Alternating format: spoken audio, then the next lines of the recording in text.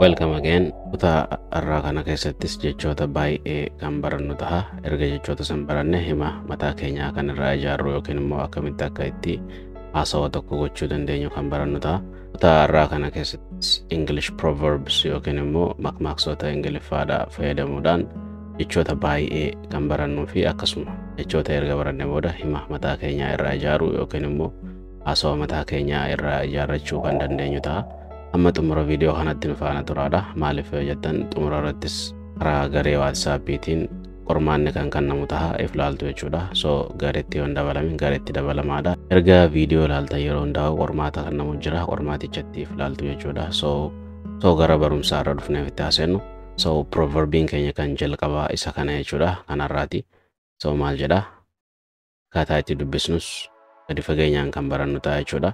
Akkaataa itti dubbisnu yeroo jennu maaliif keessaa qaba? Akkaataa nuti itti dubbisuu qabnuu fi namoonni biraas warreen native speaker ta'an yookiin immoo warri afaan san dubbatu yookiin dubbataan afaan sanii akkamitti akka dubbisu jechaan kan ilaallu ta'a jechuudha.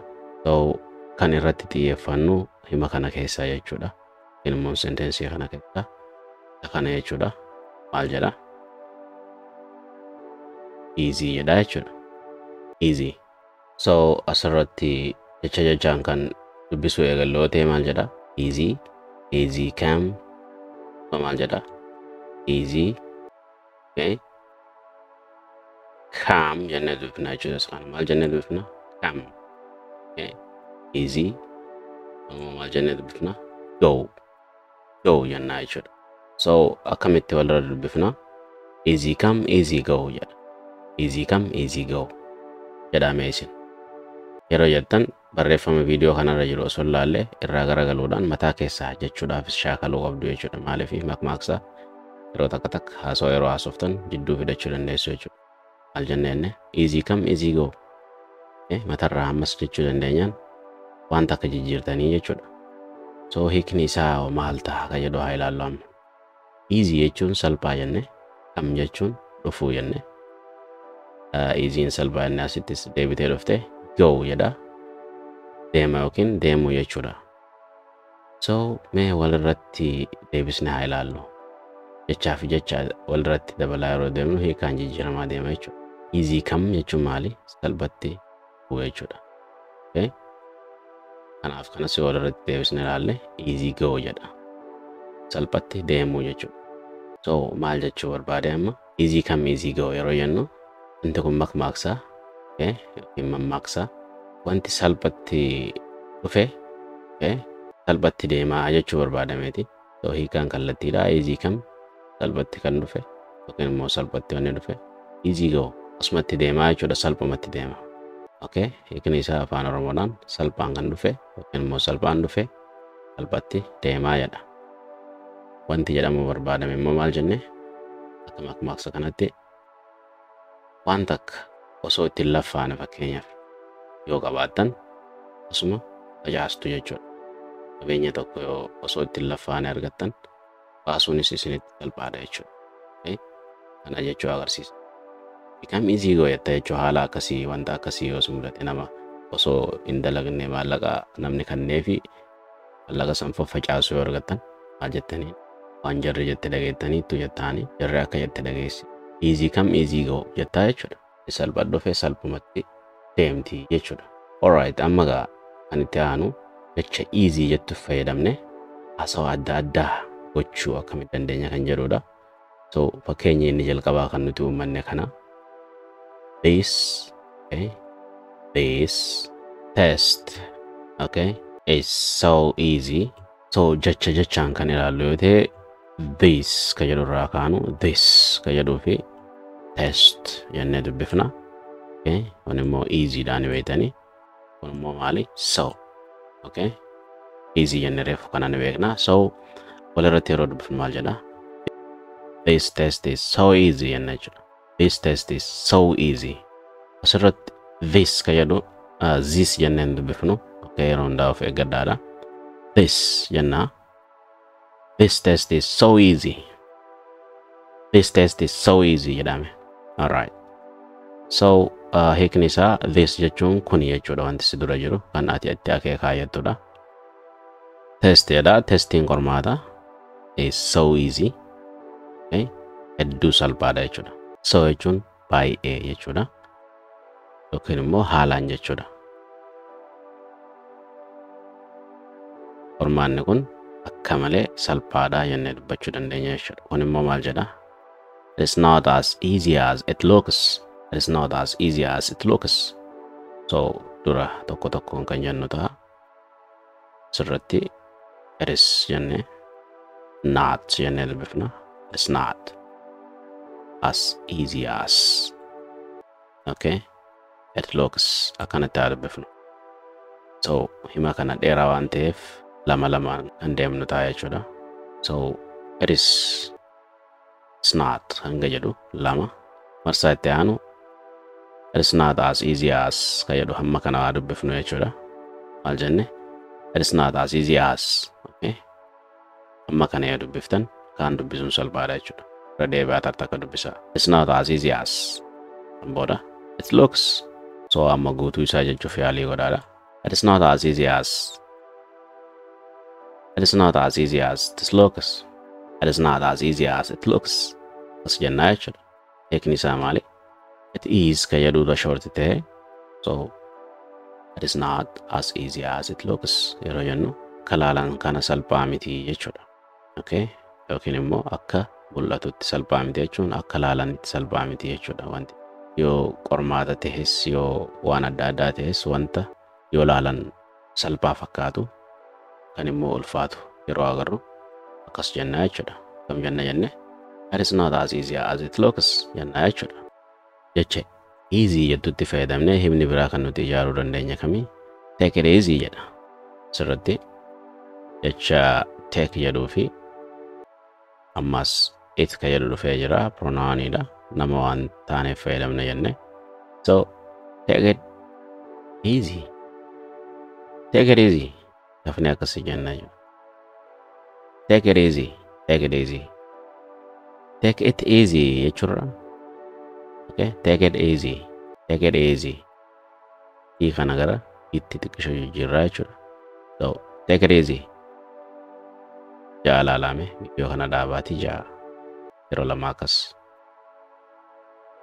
Alright jettanii jedheetii yaada. Hiikni isaa jechi take jettu hiikaan isaa maali dura? Take jechuun fudhachuudha. Okay, easy'n salphaa jennee itiin immoo wanta nama hin taane hunda yeroo fayyadamnu itti jennaani. Okay, it is easy salphaadha. It is not what I say. Wanti sun wanta nan jedhee miti. So itiin akkasii fayyadamaa deemna. So take it easy yeroo jennu salphatti fudhadhu jechuudha. Yookiin immoo salphisi ilaali.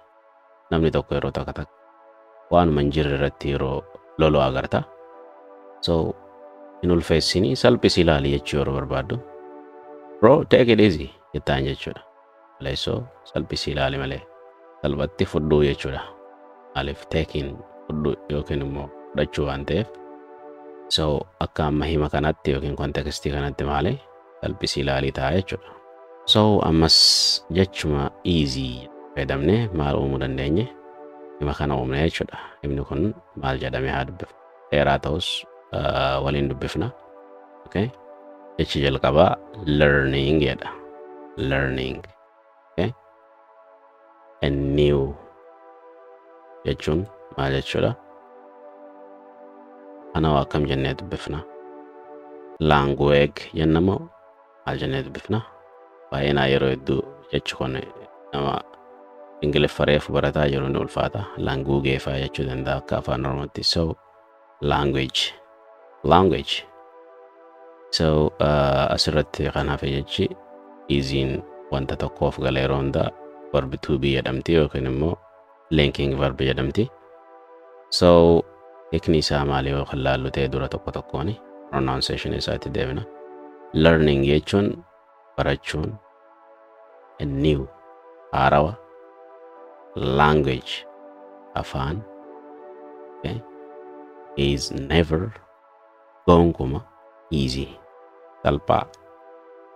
So learning a new language hiikni isaa yeroo lama walirra dabalamu jijjiiramaa deema. So hiikni qindaa'ee akkana jedha. Afaan haaraa barachuun gonkumaa salphaa miti. So amma akkamitti dafnee dubbifname? Learning a new language is never easy. Akkamitti dafnee yennaa kanatti lama lamaan sadiin walitti dabalaa yoo deemne salphatti jechuu dandeenya jechuudha hima dheeraa fedheewu. Proverbii shanaffarratti dhufnee jirra. Isa irraatiif isa lammaffaa jechuudha. Maal jedhame osoo hin dubbisne dubbisaa meesin. Kam jettanii dubbistan kanaa? Okay, walumaan dubbisna. If, okay, you can't, you jechuun si, if jechuun yoo jechuudha. If you can't, yoo dandeenye, beat. Beat jechi jettu hiikaa hedduu qabaatti. Hiikaa san keessa kan as keessa jiru maal akka ta'e waliin ilaalla. Them, isaan, okay, join, itti dabalami. Them, isaanitti. Them kayattu they'dha subjectiin isaati. So objectii ta'ee as taa'ee jira jechuudha. Objectii yeroo hunda xumura himaati irratti sentence irratti dhufti. So jechoota amma as jiran kana hunda keessaa xiyyeeffannoon keenya jechuu kan nuti irratti xiyyeeffannee hima adda addaa irraa ijaarrus jecha beat jettu tana jechuudha. Beat akkasitti dubbifna. So hiikni isaa maal ta'a jenne akka waliigalatti makmaaksi kun yookiin immoo proverbiin kun hiikni isaa akkamii yookiin immoo maal jechuudha barbaade ka jedhu. If you can't beat, okay? If you can't beat, asirratti jechi beat jettu hiikaan isaa tokko mo'achuudha. Lama dha'uu yookiin immoo rukutuu jechuudha. Inni kaan keenyaaf dhahannaa onneetiifis yeroo fayyadamnu jira. Heartbeat yeroo jennu jechuudha. Akkasuma muuziqaa kan dhawamu san wanta dhahamu. Dhahannaa wanta adda addaa kan isaan meeshaa instrumentii adda addaa dhahan sun beatii jedhamti. So hiikaa kanneenii fi hiikaalee biraa baay'ees kan qabaatu ta'a. Kanneen garuu hiikaa kooman ta'anidha jechuudha kan baay'inaan guyyaa guyyatti nuti itti fayyadamnu keessaa. Akka bakka kanatti akka iddoo kanatti immoo beat kayyatu mo'achuu kan jedhu akka mo'achuutti ilaalla amma jechuudha akka hima kanaatitti yookiin immoo akka proverbii kanaatitti. So if you can't beat, yoo mo'achuu hin dandeenye jedha ammaasi. Irraa kaasee ammaasi yoo mo'achuu hin dandeenye maal godhi? Eenyu isaa asirratti them isaan jechuu jira jechuudha. Yoo isaan mo'achuu hin dandeenye maasii jechuudha koomaa goone maal godhuu qabda? Join them. Maal godhi? Itti dabalamii jechuudha. Nama takka yoo mo'achuu dadhabde itti dabalamiiti wajjin ijaarami waan guddaa takka wajji godhi jechuu barbaada jechuudha. So if you can't beat them, join them. Akkamitti dafnee dubbifna? If you can't beat them, join them. So jedhaatti ilaalame akka reefu jedhetti jechuudha. Dura kanaaf kana walirratti jedha sanboota kanatti dabalaa deema kanatti dabalaa akkasitti deemtu jechuudha. Hiikni isaa maal jedha? Yoo isaan mo'achuu dadhabde itti makamii jedha. So kanaaf nam takka yoo garee takka mo'achuu dadhabe garee sanitti yoo dabalame bu'aa guddaa akka argatu agarsiisa jechuudha. So jechi nuti itti fayyadamuu deemnu kana booda jecha beat jettu tana. So hima jalqabaa ijaarree jira. She beat the eggs or the cake. Hiikaalee reefu jenna kana keessaa. Hiikaan akka hima kanaa yookiin kontekstii kanatti beat ka jettu maal ta'uu deemte amma? Maal isiniif fakkaata? Dhahuu tahamoo yookiin immoo rukutuu ka jennu san tahamoo mo'achuu tahamoo asirratti maal taha? So himoota laaluudhaan hiikaalee kana keessaa hiikaan kamtu asitti maal jechuu barbaadee ka jedhu isiniif galaa jechuudha. Fakkeenyaaf asirratti iddoo kana ka jiru eggs ka jedhudha jechuudha. Lee jechuudha. Leelee. Okay. So maal jedha asirratti? Isheen maal goote? She beat jedha asirratti. She beat. Isheen killee mo'atte jenna moo maal goote jenna? Okay. Asirratti eega the eggs killeeleen as jiraatte isheen killee akkam goote ree? Alright. Dhootte jechuudha. So she beat the eggs. Isheen killee dhooftee jechuudha. For the cake. Keekaaf. Maaliif yoo jenne yeroo keeka godhamu killee cabsanii hin dha'u jechuudha. So dhahiinsi bakka kanaa kun maali? Dhahiinsa namni tokko nama harkaan dha'u osoo hin taane dhahiinsa waan san walitti makuudhaaf irratti bulbuluudhaaf godhamu jechuudha. So beat ka jedhu hiika akkasiis akka qabdu barannee jechuudha. So akkamiin dafnee dubbifna ammaan tana. She beat the egg for the cake. She beat the egg for the cake. Jenna jechuudha dafnee. Kansaa keekiidhaaf hanqaaquu rukuttee jedha akka loqoda biraatitti jechuudha. Waan mana nama jedhe loqoda biraatiin jechuudha. Naannoo Harargeetti killee jedhanii yaamu hanqaaquu. Keenya inni itti aanu. The rain beat against the window. The rain beat against the window. Against the window. So the rain rooba akka ta'e ni beekna. Beat kutee jechuudha. Against jechuun wanta tokkotti jechuudha. Wanti tokkotti yeroo bu'u against fayyadamna jechuudha. The window maalitti bu'ee? Foddichatti bu'ee jechuudha. Foddaa sanitti bu'ee roobni hin dhahee jechuudha. Rukutee foddaa sana. Okay? The rain beat against the window. The rain beat against the window jenna jechuudha. The rain kamiin dafne jenna? Lama lamaan sadiin akkamii walitti daballee jenna? The rain beat maasii yoo ittiin daftanii. The rain beat ammaasii marsaa lama jedhaadha. The rain beat booda against itti dabalaadha. The rain beat against. The rain beat against ammas itti dabalaa kan hafe. The rain beat against the window. The rain beat against the window. Akkasitti deddeebistanii jechuu dandeessu jechuudha. Shaakala bifa kanaa yoo shaakaltan hima dheeraa fedhee salphatti dubbisuu dandeessanii jechuudha. So roobni foddaa rukute jechuma jechuudha. Hiikni isaa salphumatti. Hima biraa. The team beat their rivals easily jedha asirratti. The team garichi beat hiikni isaa maal akka ta'e ilaalla. Their kan isaanii rivals jechuma jechuudha. Morkattoota jechuudha. Okay? Rival yeroo jennu morkataa jechuudha. S yeroo itti daballu morkattoota ta'a jechuudha. Jechi easy jettu ly yeroo itti dabalame maal ta'a? Easy jechuun salphaadha. Easily yeroo jennu salphumatti jechuudha jechuudha. Verbi ta'a. So the team beat asirratti beatiin hima kana laallee jechuudha. Hima jechoota naannoo kana jiru laaluudhaan hiikni isaa nuuf gala jechuudha. So rivals jechuun morkattoota argatee tiimiin immoo garee adda addaa fakkeenyaaf garee kubbaa ta'uu danda'a. Garee ispoortii kan biraa ta'uu danda'a. So gareedha. The team garichi beat mo'atee jechuudha asirratti. Their kan isaanii maal? Rivals morkattoota isaanii mo'atanii easily jechuun salphumatti jechuudha. So hiikni isaa kanaa jechuudha. Gareen kun morkattoota isaa salphatti mo'atee jechuudha yookiin mo'atee jenna jechuudha. Loqodarraa loqodatti adda waan ta'eef loqonni naannoorraa naannootti adda waan ta'eef so injifatee mo'atee jechuu dandeenya jechuudha.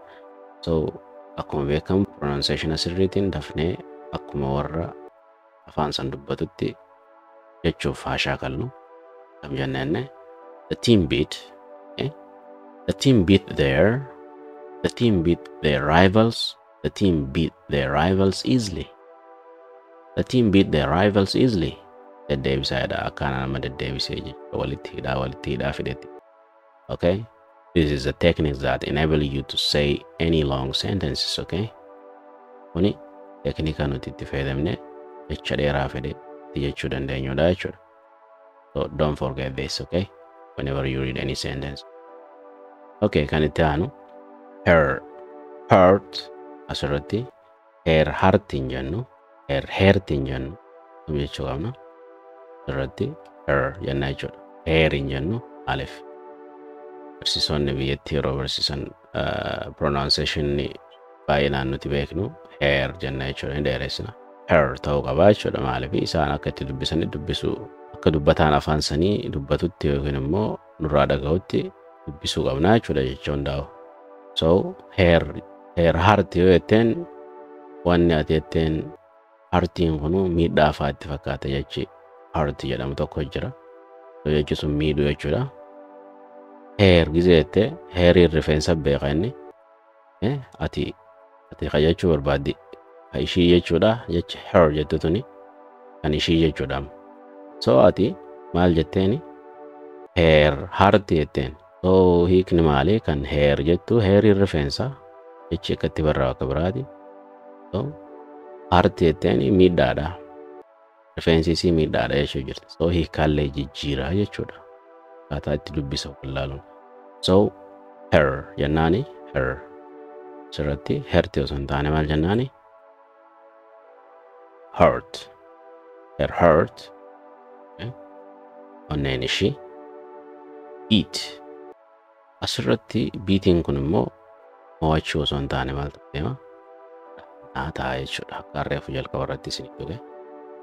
With waliin excitement. So hiikni isaa maal ta'uu deema jechuu walirratti yeroo dabalu. Herii fi hurt yeroo walitti daballu onneen ishii jenne beat hin dhaata. Her heart beat. Onneen ishee hin dhaata sadeen walirratti yeroo dabalu. Onneen ishee hin dhaata. Kanas lamee walirratti haa daballu hiika guutuu akka argannu jechuudha. With excitement.